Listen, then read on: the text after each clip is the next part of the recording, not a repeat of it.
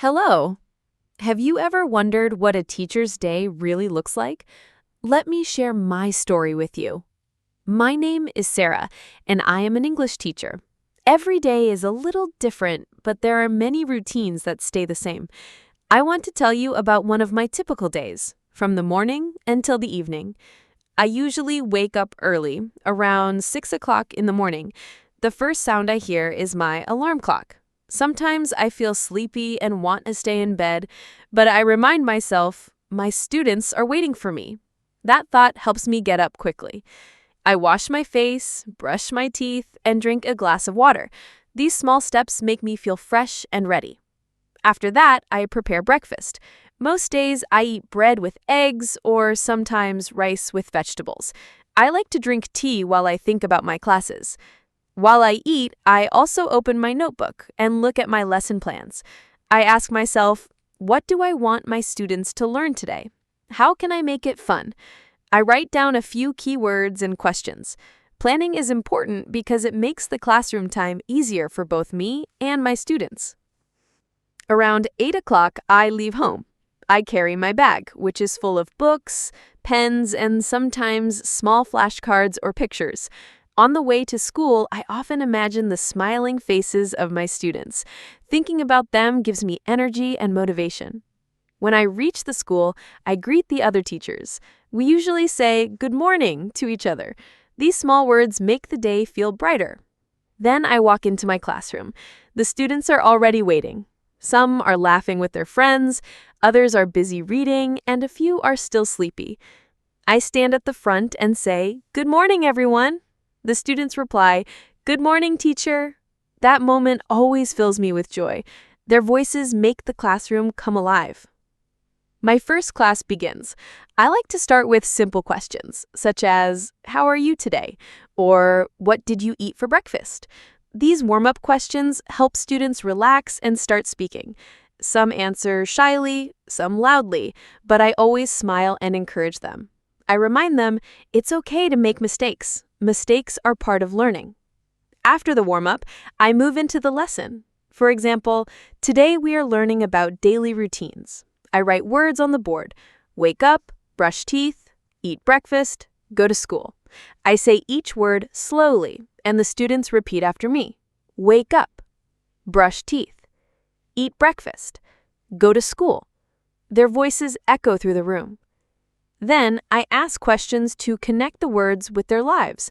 Who wakes up at 6 o'clock? Some students raise their hands. Who eats rice for breakfast? More hands go up and laughter spreads in the room. These small questions make the lesson fun and personal. Sometimes I divide the class into small groups. I ask them to talk about their morning routines with each other. I walk around, listen carefully, and help them with their sentences. If someone says, "I wake at 7," I gently correct them. Good try. You can say, "I wake up at 7." Learning step by step makes them feel confident. Teaching is not only about language, it is also about care. If I see a student looking sad, I quietly ask, "Are you okay?" A few kind words can make a big difference. When students feel safe and respected, they learn better. After 2 classes, it is time for a short break. I eat a small snack, maybe a banana or some biscuits, and drink water. During the break, I also talk with other teachers. We share stories and teaching ideas. Sometimes we laugh about funny mistakes students make. For example, one student once said, "I like to cook mice," when he meant to say rice. We all laughed kindly and then helped him correct it. The next lesson starts, and I try to keep it lively. If it is grammar, I add a game. If it is reading, I ask the students to act out a part of the text. These activities make learning enjoyable. At noon, I go to the staff room for lunch. I eat rice, vegetables, or sometimes noodles.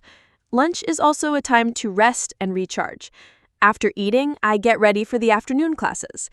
The afternoon can be harder because students feel tired. That's why I often start with something fun, like a short song or a quick question game. It helps wake them up and makes the class more active. By the end of the afternoon, I give homework. I usually say, "Please write 10 sentences about your daily routine," or "Practice this dialogue with your partner." Homework helps students remember and use what they learned. Finally, the bell rings. The students pack their bags quickly. They wave and say, "Goodbye, teacher." I wave back and reply, "Goodbye, see you tomorrow." The classroom becomes quiet again. After school, I sit for a moment and think about the day. I ask myself, what went well? What can I do better tomorrow? Reflection helps me grow as a teacher. Then I return home. I put down my bag, wash my hands, and drink tea. Sometimes I relax with a book. Sometimes I prepare for the next day's lessons. Teaching is not always easy, but it is always meaningful. When I see students improve and gain confidence, I feel proud. Being a teacher means more than giving knowledge. It means supporting students, celebrating small successes, and encouraging them not to give up. I always tell my students, practice a little every day. Speak English with your friends, read aloud, repeat sentences after your teacher. Small steps will make you stronger. And I want to tell you the same thing. You can practice by repeating after me now. Listen carefully. I wake up early. I brush my teeth. I eat breakfast. I go to school. Repeat these sentences with me. This kind of practice will help you improve your fluency. Remember, learning English takes time, but every word you practice brings you closer to confidence.